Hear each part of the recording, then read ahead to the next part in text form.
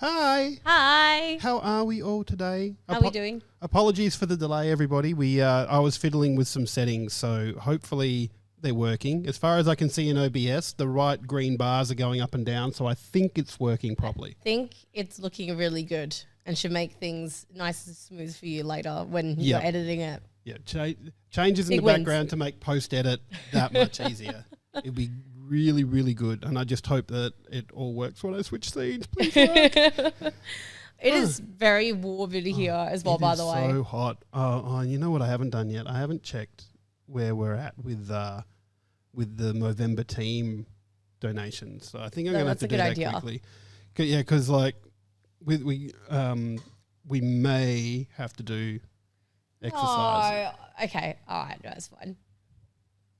Let's have a look. Yeah, that's all right. We just quickly look up on here. Get that out of the way, because I feel like last week we made a mistake, or maybe rather I made a mistake where we did the exercises and then I had to go into my lightning recap and I was just out of breath. And I was like, this is what's coming out next Monday. I'm just like trying to like catch my breath after we did it. Hopefully we'll find out. Yeah, we'll find out in a second. Hang on, teams. How was it that I also, Gamma, thank you for the resub as well, by the way. Oh, legend, Gamma. Much appreciated. We weren't even live yet when we saw your resub, so thank you.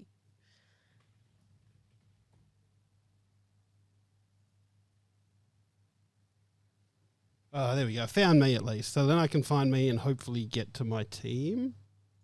So this thrilling podcast stuff. Surely. Oh, there's the team. Oh, God. I think that's gone up. There's like an extra $50 in that. So what's that? $50. So that's 2 lots of 20 in there. So I think that means 5 each. Oh, what, 5? 5 reps. 5 reps of our exercise of choice. Nah, that's easy. Yeah. No, it wasn't like last week where it was like 30. Oh, no, that's because that's when we first started putting in the this one. So yeah, because I think. Oh, hang on. What was it? It was 340, I think. Last week. Yeah, or even yesterday when I had a look at it, I think so. 340. So that's actually $70. So, actually that's 3 lots. So that's 15. How about you do? Hang on. No, why am I know math good. I forgot to bring my proper shoes again. I totally 70. It's fine. I'll just do my squats. That's 3. So that's 15. Actually, like last week I made a joke of doing this, but I actually need to do this week and do the math. So that's 15. So let's make it. I'll do 8. You do 7. Okay, that sounds pretty good to me. Let's get that out of the way now. It wasn't as bad as last week. Where I swear to God, we did about 30 reps. 7, right? Yeah. Yeah. Okay.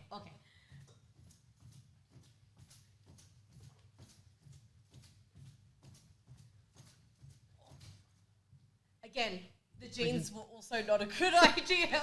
They're stretchy. What possessed you to wear jeans on a day like today? Utter laziness. Oh, who gave us the claps just then? No, that's not claps. That's Movember donations. Who was that? Which I think is $20. Who was that? Hang on. Thank you for the donation. Yeah, oh my God. Okay, hang on. Hold on, go back. Go back to the other screen, because if you refresh it, surely it's got the new No, because that was through the Tiltify one, not the Hang on, let me have a quick look. Have a quick look. Which cheeky goose donated? Just when I finished my reps, and I was like, "That's all right." I think it was only $20, so I think we can get away with like one of us doing it. Or if you do 3 and I do 2. Oh, dog! I'll do it. I'll do it. It's for a good cause. We can find out who did it. That's it. Lots of clicks to who get. Who did that after we finished and we thought we were in the clear? I did look over and there was a bit of a smirk on Cam's face. I thought it might have been him. No. Oh, it's QB. Oh, QB, thank you. Hi, QB. Love the purple shirt. Yeah, I am actually wearing my Starlight shirt today as well. Oh. Thank you so much for the donation. Much appreciated. We're going to... yeah, QB's like... All right. How many more is that? So that's just 5. So if you do 3, I'll do 2. Oh, easy. Thank you so much, QB. All right. I feel like I got to do these properly and do them slowly, or I'm not. That's why I said I do star jumps, because they're easy, and I don't have the ankle to do squats. ankle. Yeah, no, and That's I've got a dodgy ankle, so I can't do that. But yes, thank you so much, QB, for that. I'm glad I'm not so much as out of breath as I was last week. I can actually go into reading some of the news without having to like potentially bring on a heart attack or anything like that. Who needs to? We only talk, you know. You don't need breath to do that. You know? Overrated. For sure. All right. But speaking of that, Stormie's lightning recap. Oh, my lightning recap's actually going to be very lightning fast today. Only very lightning fast. Was that good English? I'm not too sure. I think you speak English good. Very lightning fast. Only because there aren't a lot of releases until our podcast. Our podcast is still going next week, right? Yes. 1st of December, Yeah, we generally go up to like a week or two before Christmas. Yeah, so cool, easy. We'll let you know when it's going to be our last episode for the year. Yeah, so we'll have actually like some more proper games, not proper games, but there are other games that are coming out. I think mainly that are getting like another release on another platform, like for example, Inscription, which is a Devolver Digital game. I believe that's coming to the Switch next week. Don't quote me on that, but in terms of my lightning recap, it's just a special Goa wrap up for this week. So if you're looking for some new reviews to read on our website, we have McPixel 3 by Arlentric, which is a sequel to the previous game, McPixel. We also have Honey, I Joined a Cult by Royce, Sonic Frontiers by Dylan, and also the latest of the Dark Pictures anthology, The Devil and Me, done by Mikey. And that only came out last Friday as well, which is awesome. And since then as well, I feel like I didn't mention this in last week's upcoming games, but Just Dance did just come out yesterday. Hey, Just Dance just came out yesterday as well. So there you go. That's literally it. That's all I have to update you guys with. But those are some good titles, and like mad props to Dylan, aka Grumpy Goron, for backing up God of War with another reasonably big game in Sonic Frontiers. In such a short amount of time too. Like I don't know how he did it, but yeah, very lightning fast. Also, hello, Gamey Game Face, and also Girl Germs. Hello, how are you doing? Welcome to the poddy. But yeah, no, very lightning fast. Next week it will probably have a few more games to be announced that are coming out just to basically wrap off the end of the year. Obviously, it's that time of year where things start to get a bit quieter in terms of game releases, but there's a few more coming up. So next week will be a little bit longer. And don't forget the sales as well, because it's Black Friday. This week. Yeah, and some companies have started their Black Friday sales early. Like I was looking at the Devolver Digital one. Devolver specifically, a day before their sales started, they went, if anybody's thinking about buying our games, you should wait a little bit. Yeah, I saw that too, and I was like, good on you for telling people to wait, because you could easily let people buy a few things and be like, oh, actually, and then, tell us all. But there's so many even retails and stuff that have started their Black Friday sales already this week, which is just confusing to me. Like, it's not even a day anymore, or a day, because it goes for like...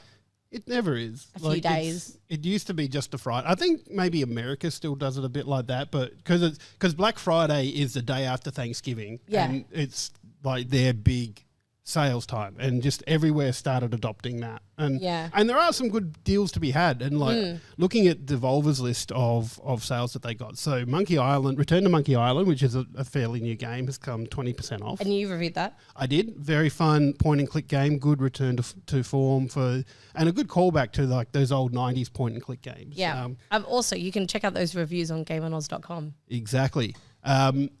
And your favourite, Cult of the Lamb, there's 20% off as well. Oh, if you're ever waiting for a time to get Cult of the Lamb, please go get it, and then you can thank me later and tweet me and tell me how much you love it and that I was right. I'm even tempted, Yeah, I know you don't like your base buildy kind of stuff or your roguelikes. There's something about it though, that, like I'm tempted, and I know I'm going to get it and get sick of it in like a week because I just don't like base builders or roguelikes. I feel like you're somewhat bound, like in spirit, to get it with the amount of times we've talked about it on the poddy. I know. And we want it to win, best. Well, I mean, I know I want it to win best indie game of the year at the Game Awards. I feel like you should get it. Okay. I feel like you should. Maybe. We'll see what happens in the break. But Inscription's on there as well. So Inscription was like a weird looking one, but I know a lot of people that played it absolutely loved it. So that's there as well. And for me, there's Trek to Yumi as well. That was a pretty cool looking sort of a game. But for me, there's two here that I absolutely loved. One is Phantom Abyss. I absolutely adored that game. So that was kind of the Indiana Jones thing. You got a whip and you're like you can whip on a wall and get some distance. It's really cool fun. It's good fun. But by far, I think the best value for money on this Devolver sale is Death's Door. I absolutely adore Death's Door. It is so good, and it's just got this little bit of humour in it. So you play as a crow, and you're basically a reaper. So you go around and you're collecting souls, and one day a soul gets away from you, so you got to go and try and chase it down. But it's fun combat. It's a really cool game. It's one of the first games in a while that prompted me, like I just wanted to 100% it with no guides, no anything. I would just search and search, just trying to find stuff. And it's just so much fun. So that's your top Devolver Digital sale recommendation now. That's it. And at 50% off, $15 Australian. Why wouldn't you? Yeah, that looks pretty good. I would really like to try Return to Monkey Island. Like I obviously haven't played the previous ones before. And I think I could be wrong. Was Death's Door on Game Pass at some point? Or has it been? I'm not sure. It looks really familiar, and I don't know whether I'm mixing it up with something else, but I think I've seen this art style. Maybe it was a trailer, and that also looked good too. So yeah, check them. Is the sale live now? It's live now. Yeah, awesome. So go check that out on Steam. These are Steam prices. Yeah, I'm not sure if it was on Game Pass. I know. Maybe I'm making stuff up. There was a couple, like I know Monkey Island's just gone to Game Pass. Yeah. So if you don't want to buy that, that's on Game Pass. And I think Weird West, which is another one that's on the on sale as well. I think that Shadow was on Warrior Game 3. Pass. Is that what I can see there as well? Yeah, cool. Yeah, so there's been a few that have made their way to Game Pass. So definitely keep an eye on them there if you want to try them out and play them. We want to get some impressions, especially McPixel 3's on there. It's not on sale at the moment because it's only just come out. Yeah, but it's only $14.50. Yeah, and you can read Arlentric's review on it on GameOnOz.com and see how you go there. Awesome. We love a good sale. We do. Love to add stuff to our piles of shame. Yeah. There's just too many games. There is. My backlog's already long, like as it is, and while I shouldn't be adding more to it, here we are. Yeah. Here we are. And we're going to. And we're going to keep doing it. Yeah. Mm-hmm. Speaking of games, I think we should talk about some bloody good games. Bloody good games? Yeah. Who's going first? I think you can go first. I'll go first? Because I've queued up the trailer for your game. Well, yeah, so I just want to double that, check. yeah. Cool. Well, my bloody good game of the week this week is kind of an unexpected one for me. It's not, I mean, I've been playing Modern Warfare 2 not long after it came out. But the Warzone isn't specifically my bloody good game of the week because for some reason, I couldn't find a trailer for their new DMZ mode, which also came out last Wednesday, which came out same time as Warzone.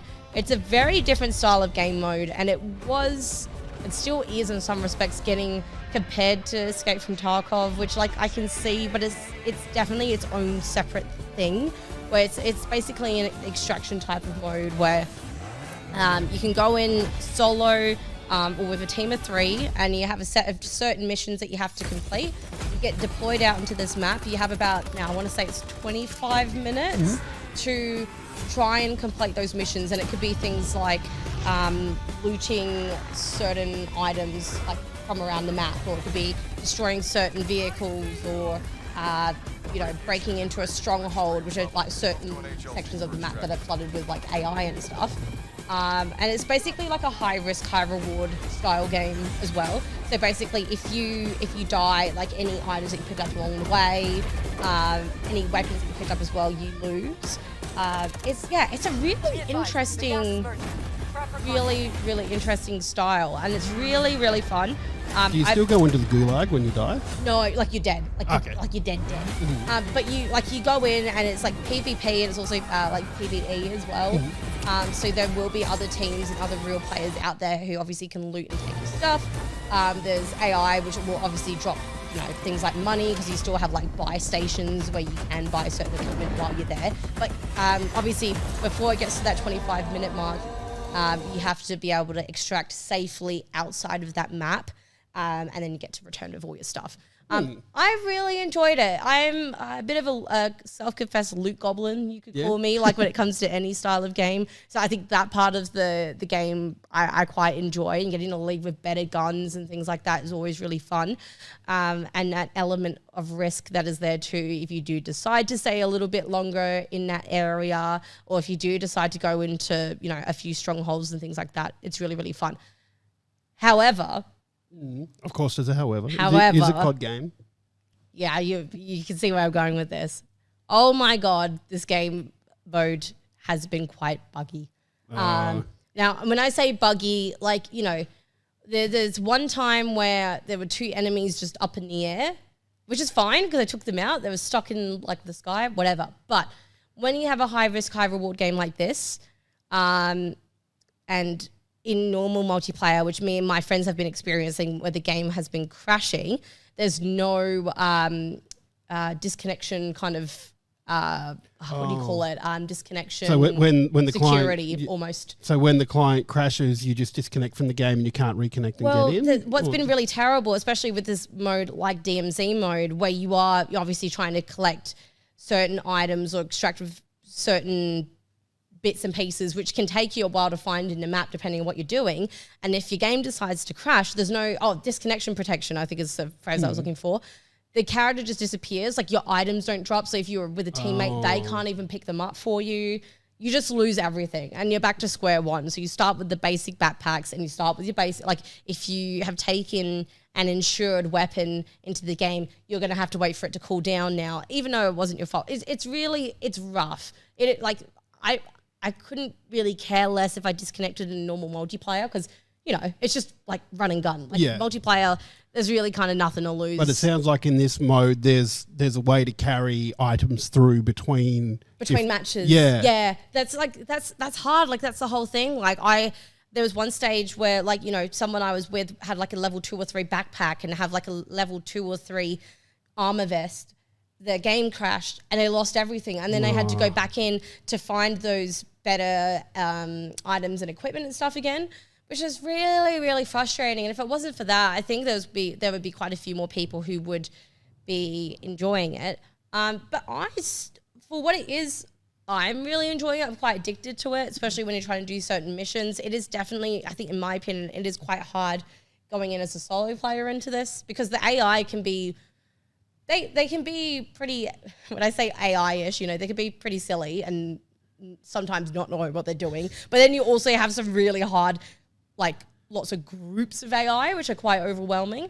Just quietly, that doesn't change between AI and real people either. Sometimes they really know what they're doing and sometimes they don't. No, well, I mean, like, you know, you have like AI who are clearly... like walking into a wall and you're like, oh yeah, I'll get you. And then there's like 10 other ones that come out from around the corner and you're like, well, I'm dead. What it really was, it was bait. They've just baited you into killing this one guy and then there's somebody like, here. You know what would be funny? You walk towards the wall and she'll think that you're free for the taking, and we'll all come out around the corner and get her. Yeah, it's definitely, I think going in solo, if you had like a rifle or good long range weapon, like you could probably... do a little bit better. Like I wouldn't recommend going in solo starting out. Like if you could go in with a squad, and you can auto fill with a squad if you want to, that's really great. But yeah, no, I'm really enjoying it. I think this one's taken me by surprise.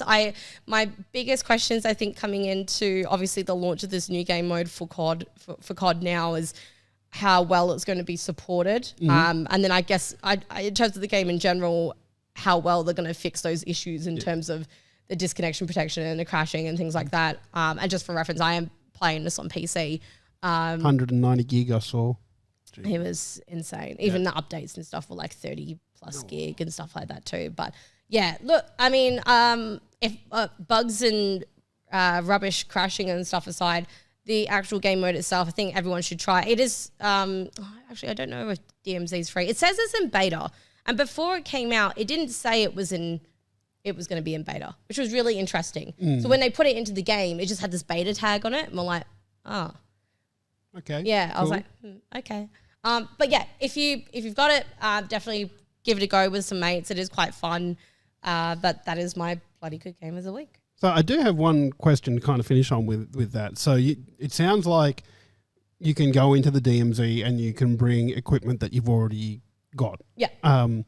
So that means that players that have been playing that for a while have got a significant advantage to people that are coming in new that will probably just have. I don't know what the base starting equipment is, but I can't imagine that it's very good. No, I mean, like you could get by well if you play smart enough, and I think because the map is a decent size as well, I found it personally quite rare versing real players, and I feel like it's quite easy to identify those real players based on whatever armor they have. If they are like, you are right to an extent, but again, like the longer that you end up sticking with that higher equipment, you know, it only takes one kill for you to lose all of it and have to restart again. So yeah, it's an interesting one. I think if you're going in, that's right. Gamma said that they usually have like a purple hit marker or something on them, so you can kind of distinguish between the two. But I think it's quite fun. It almost makes me want to. And again, like I don't want to compare the two because they're two different things.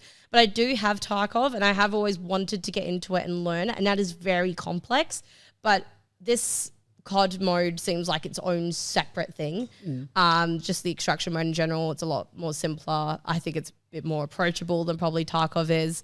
But yeah, I mean, I think someone in chat said that DMZ is free with Warzone. So yeah, you've got nothing to lose. Just give it a go and see what you think, and feel free to let me know what you think as well, because I've actually put quite a few amount of hours into it now. I'm quite enjoying it. And buy that new hard drive to install it onto. Yeah, that too. Cool. So that's Stormie's bloody good game of the week right there. So let's we're going to move on to my bloody good game of the week. And so a fitting one. Yeah, last night. So we unlocked through our Movember fundraising the Goa team stream. We played a video game and we played Fall Guys. And it's been a little while since I played Fall Guys. But oh my God, it is just still so much fun. When was the last time you'd played it before yesterday, by the way? When it first went free to play. Oh wow! Okay, so it's been a little while. And before that, I hadn't played it since it first came out, so I bought it on release, and I had a lot of fun with it. It was a bloody good game. It was hard to get into games that weekend just because of the success and the amount of servers that they had to spin up to cope with all the influx of players. And then when it went free to play, it was good for me because it meant that there was this influx of new players, and I think I played a couple of games that night. The first game I went out in the first round. The second game I won a crown. So it was just like, cool. I like this, you know? There's something different about playing with people you know versus people you don't know, because I found myself getting very heated. Like I did mute myself because I was also kind of like battling my cats jumping onto the computer at the same time. But I found myself getting more like heated playing, knowing I was playing with people that I knew rather than just randoms. Especially bloody Menthonzo, who spent the first couple of games just griefing. Yeah, I'm not saying it was Menthonzo, but I'm pretty sure it was. Like the first game that I was playing, I'm pretty sure I was just getting grabbed, like, and I couldn't move, and I was trying to I hadn't seen the game mode before where you had the different lights you had to jump on. Oh yeah. And I was getting grabbed, and I was like, I just want to win. Yeah. But yeah, sorry. Let me jump on the lights. But that's the fun of Fall Guys. It is janky as hell, but it is just still so much fun with those jank physics and doing stuff. Like we were playing one later on, there was like this big slime slide, and I'm eyeing it off. I can see there's like this bouncy triangle thing at the end, and like the way it went. So the slide went down and then it curved around and came back underneath. And I'm sitting there going, I'm going to bounce on that thing and jump over the railing. But no, the buggers put an invisible wall there, didn't they? And spoiled all my fun. Oh, no. I wondered why more people weren't trying to do that, because it didn't look all that hard to get on top of. Yeah. It reminds me of, I think it's the Whirligig one where it's all the fans, and you can either go down the middle with the one big fan, and if you make it, you hit the middle bit, or you go around the side. And I'm always like, I'm going to go down the middle. I'm going to go down the middle. And I've always got to try it at least once. Yeah. Sticks, also thank you for the resub as well. 58-month streak. He is our longest serving sub, Sticks. Legend of a man that he is. Yeah, well, did you enjoy it? Like, is it kind of what you were expecting? Yeah, it's still Fall Guys, just with different map, like a lot more different maps have been introduced, which is great, because I think that was the problem that Fall Guys had when it first came out, was that It's a live service game, and they did gradually do it. They brought in little variations on the map, so different obstacles would pop in, like the big. I like do you remember that the big chungus? There was just this big ass hammer, and if you jumped in front of it at the right time, it kind of just yeeted you to the end. Yeah, yeah. And it's stuff like that, and the maps as well have become like high risk, high reward sort of thing. So if you can do the hard thing and get through, then you'll get there quicker.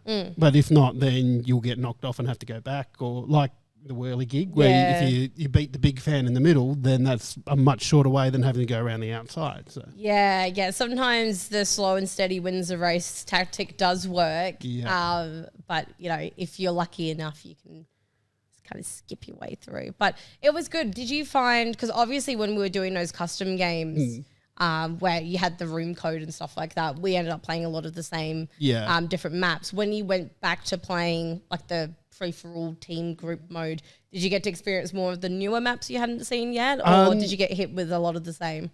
Bit of the same and bit of new as well. Yeah, because that slime slide one I hadn't seen before. That doesn't sound familiar to me actually either. And even there was like a lily pad one, which I think I'd played once before. Is that the one that we played just before I left, when it was between me and Menthonzo? I think so, yeah. And there's a bunch of lily pads, and if you miss one, then you're in the water and you have to go to the... I like that one. And it had the frogs on there, and every now and then they would puff up and boop you off the... Oh, no, I do know that one. Is that on the really narrow platforms as well? Yeah, that was a lot of fun. Like it's still a lot of fun. And when you're playing with people, although I would like to lower the limit on the custom games, because you have to have a minimum of 10 people to play a custom game. Yeah.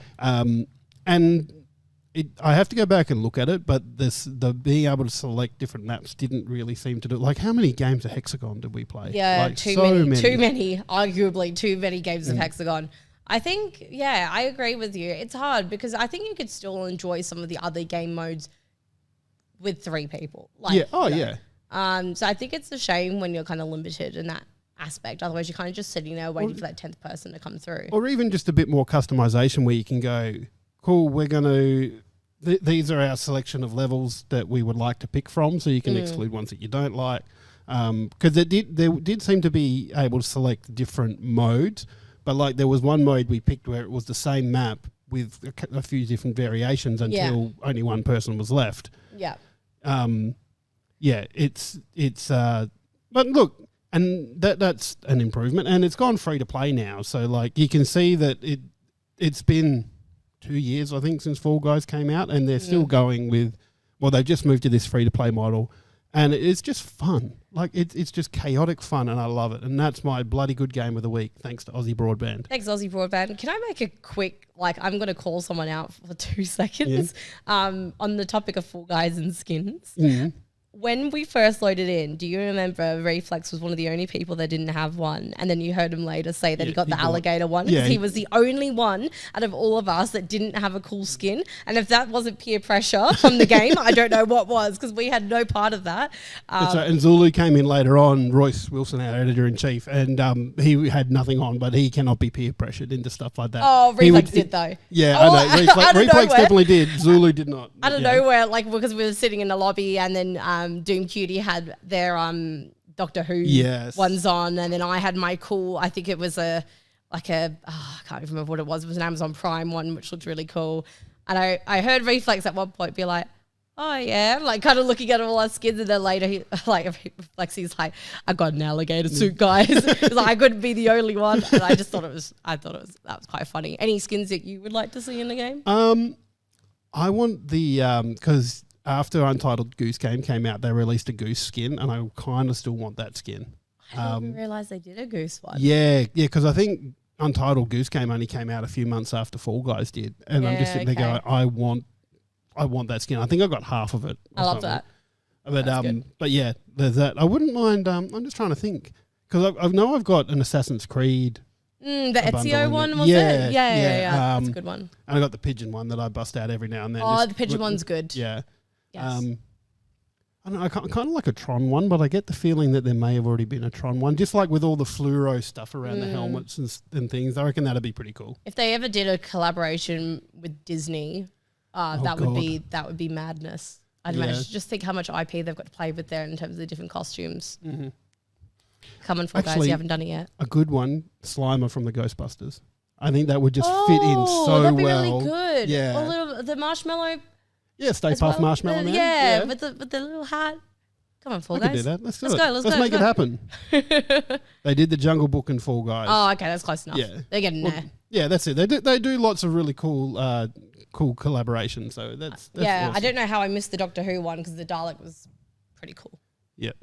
Yeah, no, I saw that because it was like there was a Tom Baker Doctor one, which the one with the big scarf, and then there was the most recent Doctor, Jodie Whittaker.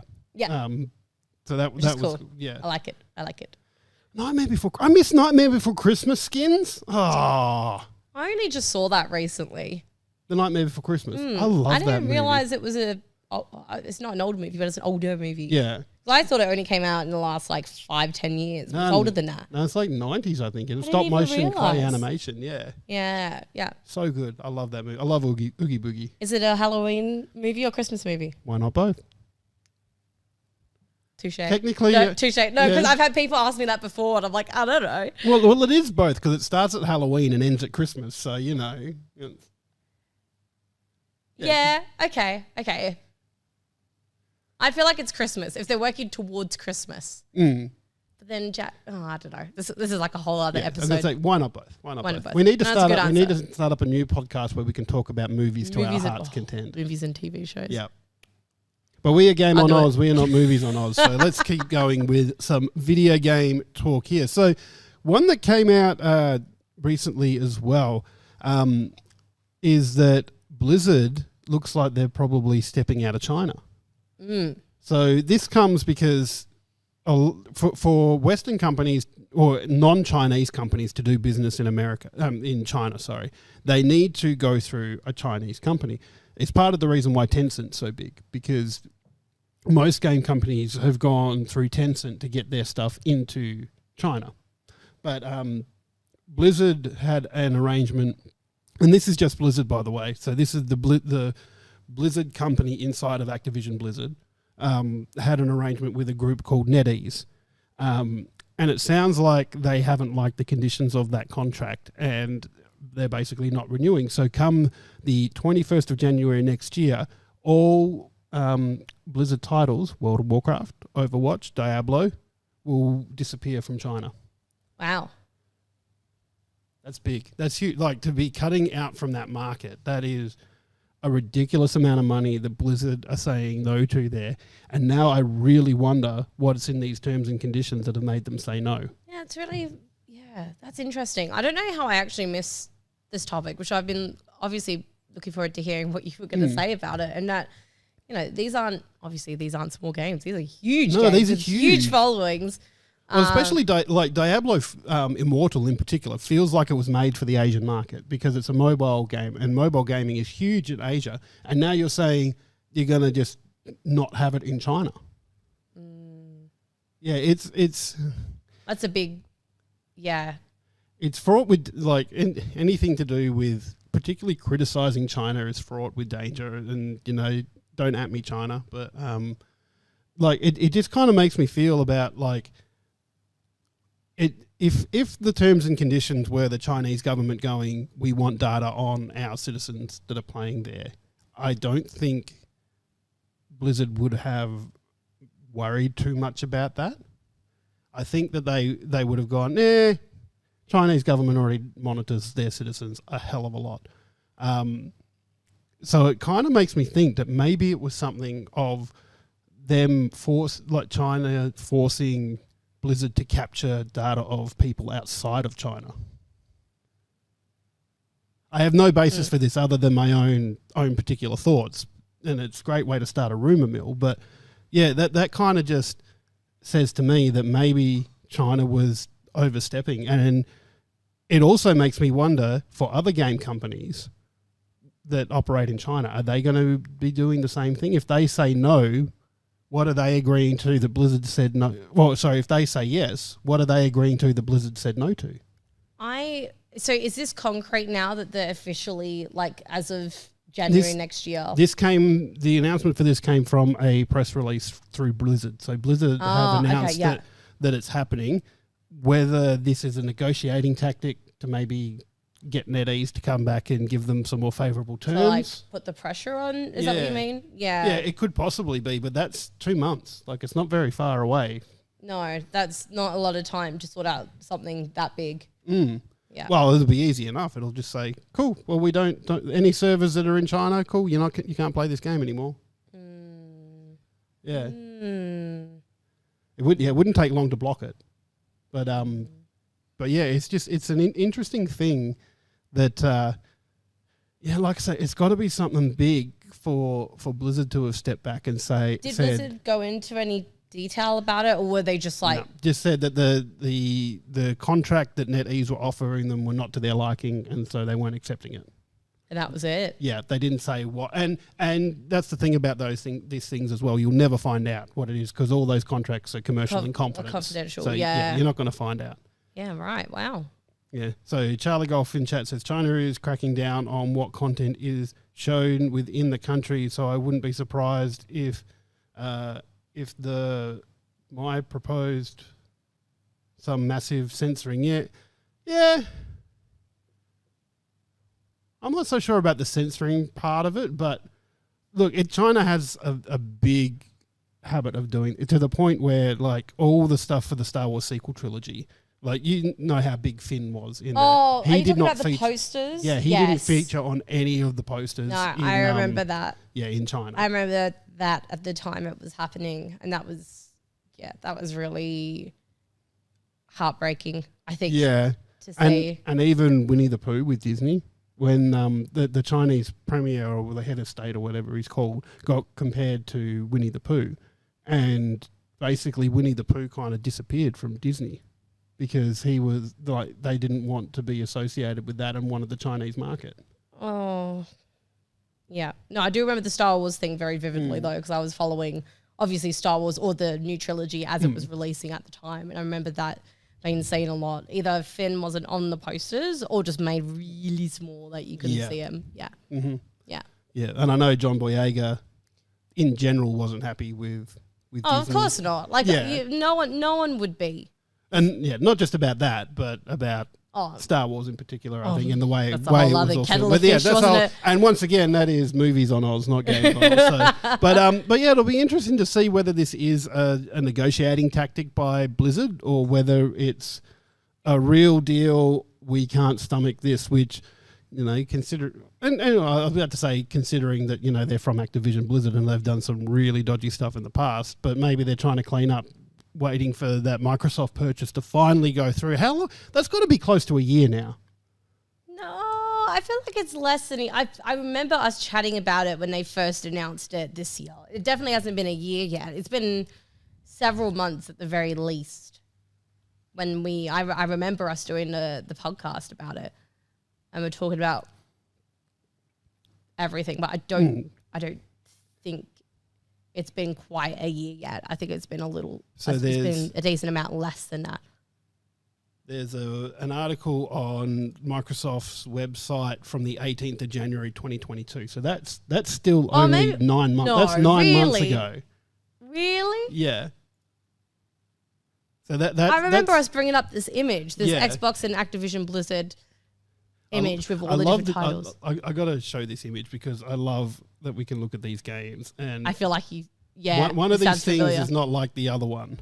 So let's just have a quick look at this. So we've got Overwatch, Diablo, Call of Duty, World of Warcraft, StarCraft, and Candy Crush. Like, the six biggest titles. Yeah, I'm not denying that Candy Crush isn't a big game, but it is not one that I would put in with the likes of World of Warcraft, Call of Duty, Diablo, StarCraft, and Overwatch. Although that said, it does have a really big follow. It does. We laugh, but obviously we're not primarily mobile gamers ourselves. But when you think about Candy Crush, I don't think there's anyone out there that doesn't know what Candy Crush is. Like, I'll give it to them. Maybe it does belong in that poster, but it does look a little bit funny because apart from Overwatch, everything on there looks pretty gritty and pretty like, oh yeah, gaming. And then Candy Crush has like the cute little candy like grape and the sweets and stuff on there. It's the variety. Yeah, it's. It like, and I get like some good variety there. But anyway, it has been going on since January, so that's 9 months coming up. I don't know where the time's gone. Then I don't know what I was talking about. All because Sony doesn't want it to happen, and I think the main argument for Sony has been centered around COD. Yeah, COD is so bad. I didn't realize until I watched the trailers, and just for context, like my first COD game was COD Black Ops 4, which wasn't that long ago, obviously. And I didn't realize until I saw the trailers for like the next few COD games and stuff that came from that, because I was obviously more aware of it and I got into it, how much they plugged like this, the PlayStation exclusivity for certain things in COD. Or like when they showed the trailers, there was always the PlayStation, some kind of reference or logo kind of thing showing PlayStation on there. Never noticed it. Never noticed it until then. I'm like, Sony's one to talk about exclusivity. Like, I'm sorry, but didn't they make Spider-Man in the Marvel's Avengers game exclusive to PlayStation? Yeah, exactly. And like, even when they're releasing their games on the PC, they're $120 odd. Although I think the more recent ones were a more reasonable price, but it's still like Final Fantasy VII. I was waiting to play the Final Fantasy VII remake. I was waiting to play that for ages, and it came out on PC, and it's $120. I'm not paying that for a game that's 2 years old. I don't know. I feel like Sony isn't in the right to get upset about exclusivity if they're the ones that have so many AAA titles exclusive to them. I mean, I'm sure obviously there's more to it than just that on the surface, but yeah, I don't know. I want to get some updates. Yeah, well, I think it's still every now and then you get a little bit of a news story that comes out, and I think I saw something when I was Googling for when Microsoft first announced. Oh, hang on, can I spell Microsoft? Yeah, when Microsoft first announced they were buying Activision. So there was a story from. It's such an interesting thing when it comes to things like, and I say this obviously very loosely, but like console wars. Yeah. It always makes me think. You know, obviously everyone's got different reasons for getting a certain console, but that deciding factor that brings people over that line, is it the exclusive games, or are people just going with whatever their mates do? Because obviously not everything's cross-platform and things like that as well. I think it is titles. Yeah. And it's a lot. It's something I've mentioned a couple of times. It's why that you see people still advertising. We've got PlayStation 5s, but you never see places advertising that they've got Xbox Series X's. Yeah. Because people... I've noticed that too. This strategy for Sony is working. They're selling a shit ton of PlayStation 5s, but Microsoft's strategy is different. It's let's game on the on PC, let's game on the next gen Xbox, let's game on the Xbox Ones. You know, so there's still, a lot of variety that you can have there. And Microsoft have missed some big AAA titles, I think, on their system, but like that's going to be fixed in a bit. Like they bought ZeniMax, so they've got Bethesda, Obsidian. Well, Obsidian just released Pentiment on Xbox and PC. There, it's but there's definitely still a lure for people buying Sony stuff, and why they can charge that amount. And like, I really like the Microsoft model where it's play anything anywhere, even like their cloud gaming stuff. That's amazing. Yeah. But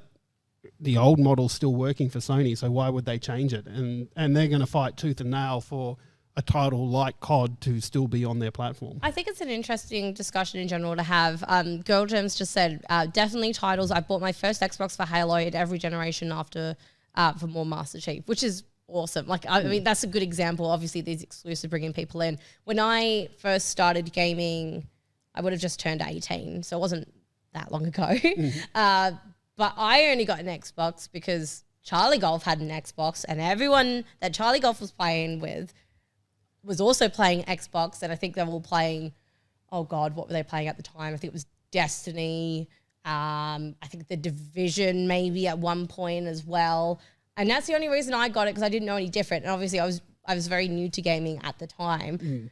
And the only reason later on down the track where I was like, oh, I wish I had a PlayStation, was only really for Spider-Man. And, you know, at the time, you know, I maybe probably would have played Little Big Planet, Ratchet and Clank. Like for me, I kind of went with what everyone else had, because the ease and the convenience of playing on the same console. And I think around that time, cross-platform wasn't as prominent then. Like you could disagree with me here, but I feel like cross-platform has probably been a bit more common in the last. Oh yeah. Cross-platform was not a thing until almost this generation. Like it was a little bit in the previous console generation, but cross-platform, like if you told somebody that they could get a Nintendo game and play against somebody on an Xbox back in the, I want to say Nintendo 64 days, or it might have been GameCube, when GameCube and Xbox were there, they would have laughed at you, especially like the way Xbox Live was. It's like that cross-platform stuff and cooperation between companies, like console companies in particular, like PC companies are like, let's have it on Steam, let's have it on Epic, let's have it everywhere where people can buy it, and they don't really care. But having that cross-platform play is a game changer, especially for indie devs. It's interesting, isn't it? And I was curious at the time when the new gen consoles had come out, and I was very grateful and very lucky to be able to get a hold of both pretty much around the same time, the Series X and the PS5, to kind of see what I'd play more of. And initially I was like, no, it's going to be the PlayStation, obviously, because I don't know, they obviously had the Spider-Man Miles Morales and things like that too. But looking back, I probably arguably played my Xbox more, not just because of my friends, but because of Game Pass. I think it'd be interesting to see where the whole Microsoft, Activision, Blizzard / COD thing kind of goes, because that could be really game changing. And I know we talk about this all the time, and obviously we're not sponsored or partnered with Microsoft or Game Pass yet. But yes, drop into our DMs. We're open. Have a chat. And we talk about Game Pass a lot, but I feel like it gets slept on quite a bit. And that is the reason why I play at the moment my Xbox more. Unless there is an exclusive PlayStation game that comes around, then I take that console back out again. But it's interesting. It's different for everyone. Yeah, that's right. And I don't know, it kind of gets framed sometimes as the new versus the old, but I don't think it's quite that. I think these are just two different ways of doing business. And Sony are doing things the old way, and like I said, it's working for them. But Microsoft also have PC gaming that they can do as well, and the way they've gone all in on the different services, it's a different way of doing things. And I got to say, I like the Microsoft way more than the Sony way. Yeah, and I think the reception to the different tier memberships that PlayStation Plus have introduced recently, I don't hear too much about it, and arguably on some of the PlayStation forums that I'm on like Facebook and things like that, people aren't the biggest fans of them. I don't think it gives them as big a bang for their buck as it does compared to something like Game Pass. I think PlayStation, I think they better be careful. Yeah. I'm not so sure, because like we're reasonably mature and thinking adults here, so we go whatever you want to play. Most of us. Yeah, most of us. Not me. I don't. Yeah, but no. But and we're like, cool, just everybody play what they like. But I can remember being a kid and being a Nintendo kid, and everybody, somebody mentioned Sega, it was just like, Sega. I don't want to touch that. No. Yeah. What the hell is this hedgehog? Give me the red Mario. Yeah. But so look, it does happen, and people like what they like, and they will defend what they like. And if they want to play the games, fine, do it. You play what do you want to play. And that's it. Lots of different games out there that you can play. And hopefully in Australia, we're going to be seeing some more in years to come, because going to get a little bit dry with this, but there's been a bill that's been introduced to Parliament, which is the digital games tax offset. So it's, like I said, pretty dry, but when you nail it down, basically what it is it's a 30% tax incentive to Australian game developers who have projects over $500,000, which it doesn't take you much to get to there. And Slatos, thank you so much for that sub. Very much appreciated, my dude.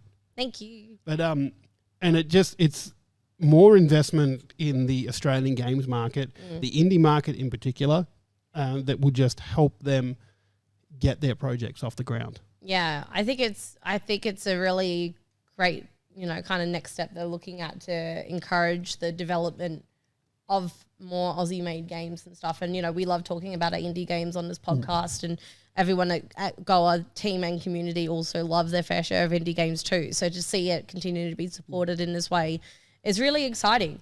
And it even says here the DGTO, the Digital Games Tax Offset, in this article here says it will complement this fund and help make Australia among the best places in the world to make video games, and I'm all for that. Yep, and we got some incredibly talented people here. Cult of the Lamb, Melbourne studio. Unpacking, yep. Hollow Knight. Untitled Goose Game that we spoke about earlier, that was a Melbourne studio that did that. Yep. Phantom Abyss, which I absolutely love, is another Australian studio that made that. And there are so many, like you saw at PAX, walking around the PAX floor. Like I cannot wait for Hollow Hero. I know it's probably still a fair way off, but I love the idea of this big lumbering wombat that I am forever going to be calling the Combat Wombat, and it's going to happen. The Combat Wombat. Yeah. I love that you still talk about combat. I know. That's really stuck with you, since you first saw it. It's stuck with everybody. Like, I don't know, like Combat Wombat has just been in my mind for years just because it rhymes, and you hear stories about, Australia has big open roads. Like, it's a lot to get stuff to places, and truck drivers will run through kangaroos. They'll run through a lot of other stuff. They'll swerve for wombats. I probably looked very rude going to my phone now because I said Hollow Knight because this is new. Like I probably late to the party here. I did not know that Team Cherry were based in Adelaide.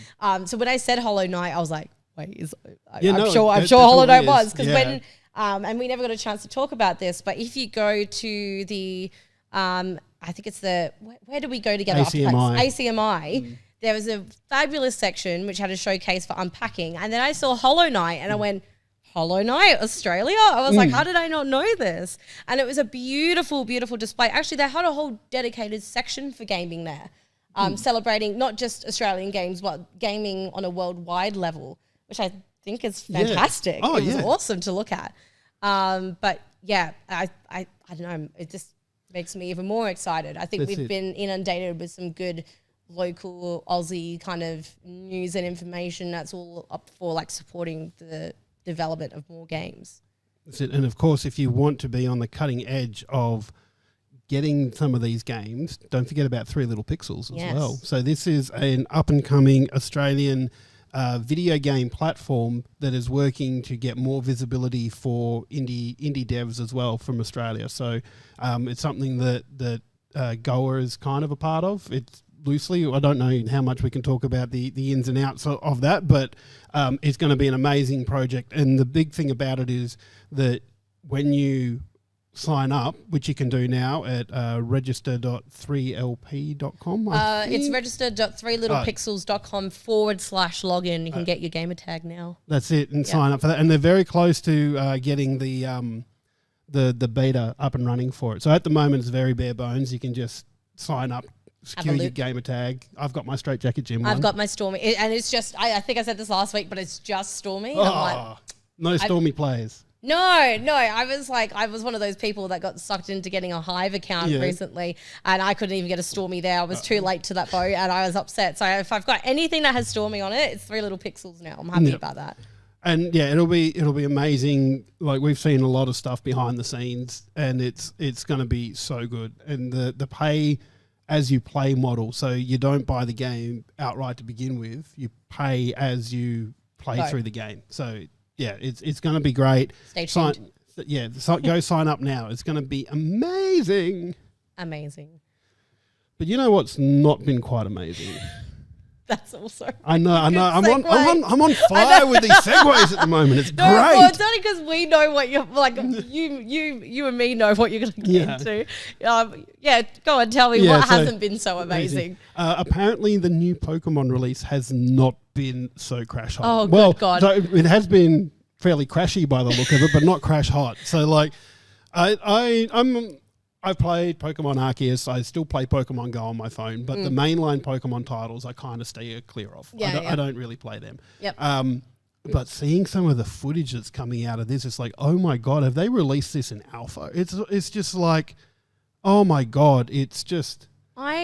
It's hard. I was falling into the trap of getting like every new Pokemon game that was coming out every year because I have no self-control. Again, referring back to the beginning of the stream, we're talking about backlogs and stuff. What, one for you, one for T?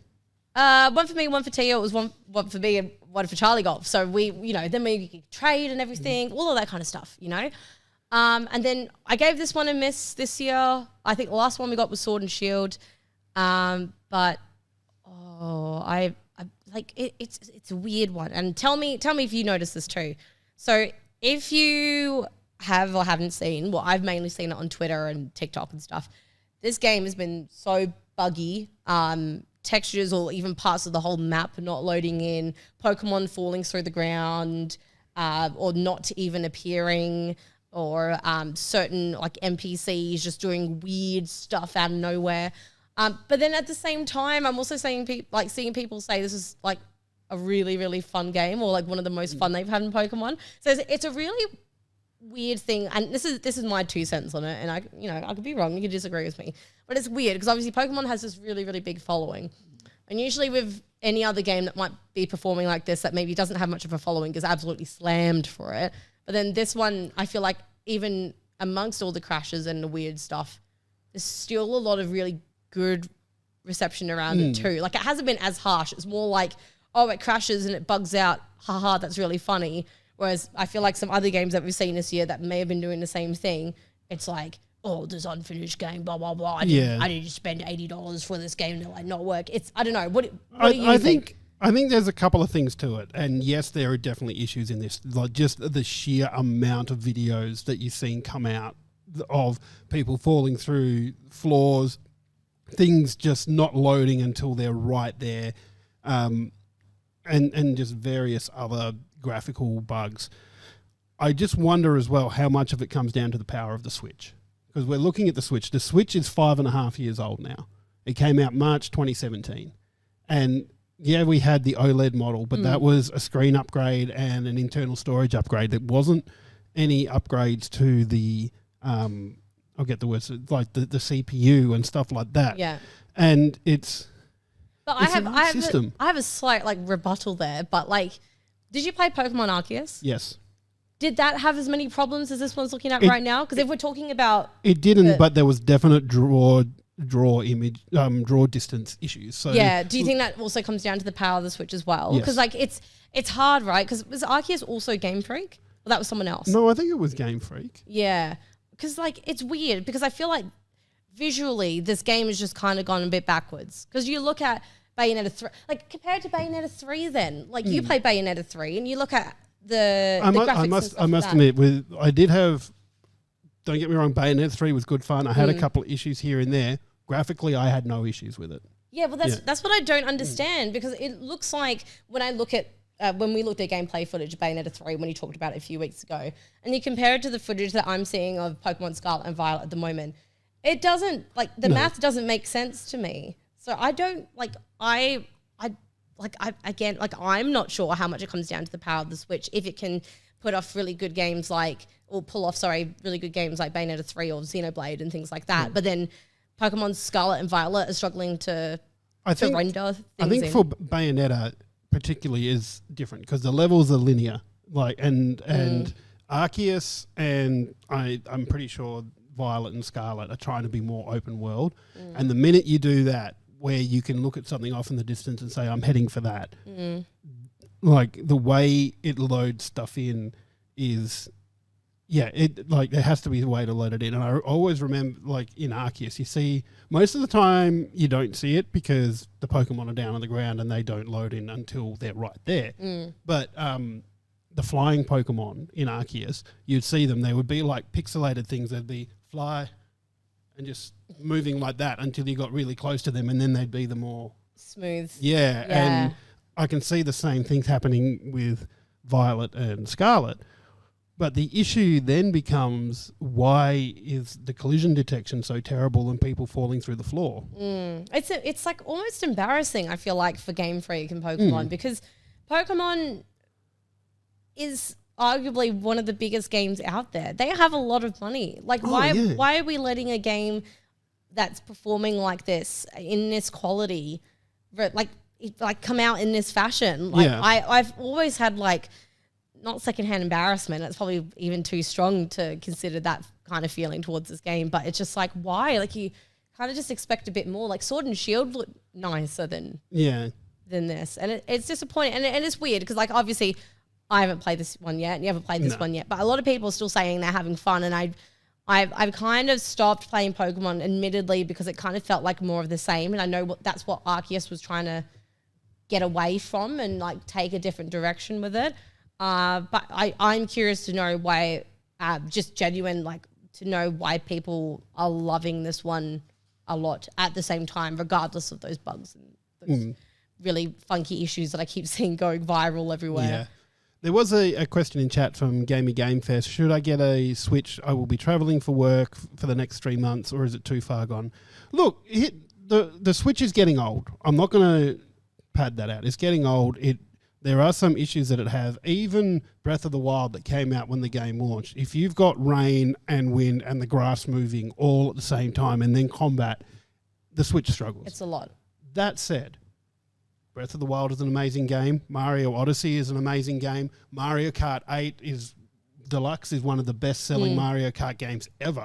There are and still being supported. Yeah, and Pokemon Arceus, for its sometimes graphical issues, is fun. Yeah. And the fact that you can take the Switch and play wherever is a big thing. And I think that until they announce the next Switch, next console that they're going to make, I would very much recommend getting a Switch. If I hadn't got a Switch, and this is just my opinion, if I didn't have one already, I'd go for the OLED if you can afford it. Just because I have a friend who got the OLED and I have the previous one, and it is gorgeous. And that I mean, if you're playing it handheld, and like what you said, Gamey Game Face, like if you're traveling, you're going to really be able to appreciate that screen so much more than keeping it docked, which is what my family usually do. Whereas then I would go for the normal Switch.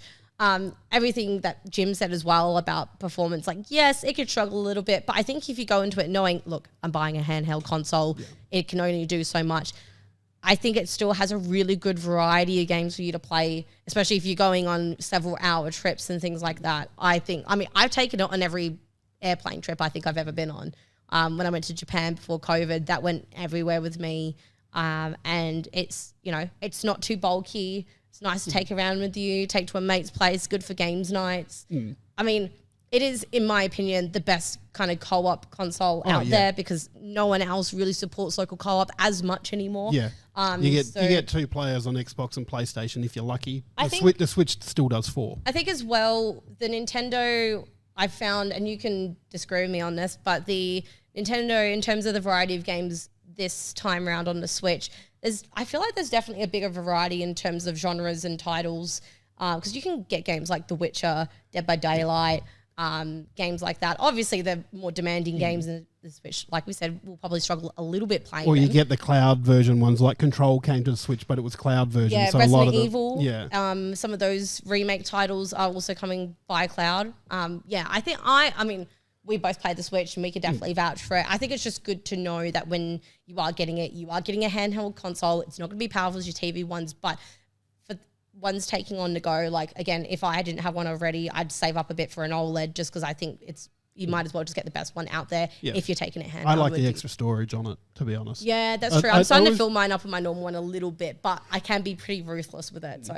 I had a laugh when the OLED Switch got announced, and they're saying, look at this, and like the kickstand the new kickstand got a shout out in the vid, but the extra storage didn't. It went from like 32 gig to 64. And it's like, you've just doubled the storage on the Switch, and that's not one of your major selling points. Yeah, but the kickstand is. Yeah, like, that's right. I wonder if it's because a lot of people kept breaking off the kickstand, which like on the original one, and they're like, he's got a proper one. Yeah, it is a little flimsy bit of plastic on the original Switch. But anyway, like, for me, Nintendo comes back to what we were talking about earlier with the games. You don't buy a Nintendo console because it's the most powerful, because Nintendo consoles haven't been the most powerful since the Nintendo 64 and Super Nintendo days. You buy them because they make great games. And Pokemon is made by Game Freak and the Pokemon Company, so it's not, I'd probably call it a second party title. But you buy it for your Zeldas, your Marios, your exclusives, like we were talking about before. Right. That's exactly right. Yeah. And there's a reason those games keep their prices. You go try and buy Breath of the Wild now, it's still $70, $80. Yeah. I don't think I've seen that drop down any cheaper than that. That's actually a really good point to keep in mind. I mean, look out for Black Friday sales, because you might get, even a Nintendo eShop, you'll probably find some good gems on there too if you want to get some digitally. Yeah, wow. We just went on a big Pokemon. Oh, sorry, not even Pokemon, just a nice little console. That's it. We had some good chats. Good discussions about that. And I think we should probably look at finishing up very shortly, because I think we've hit over the hour mark. We have over. Just a little bit. We've had a lot of fun. It's been great. Thanks, everybody, for dropping in. Thank you to those that have donated to our Movember fund, and thank you for the subs, the chats. So good tonight. The bants. The bants. Yeah, we've got only a few days left to the end of November for our Movember campaign. Obviously, this is a really tight year, this time of the year for everybody. But if you have got a few dollars and you would like to donate, or even if you can't, spread the word around of our campaign, and a campaign link, our Tiltify link, has been circling around in the chat. Feel free to just sharing it. It's fine. I think it's all about raising that awareness as well. Thanks for hanging out with us tonight. Yeah, it's been great. Thanks, everybody, for jumping in. We'll catch you next week. Bye.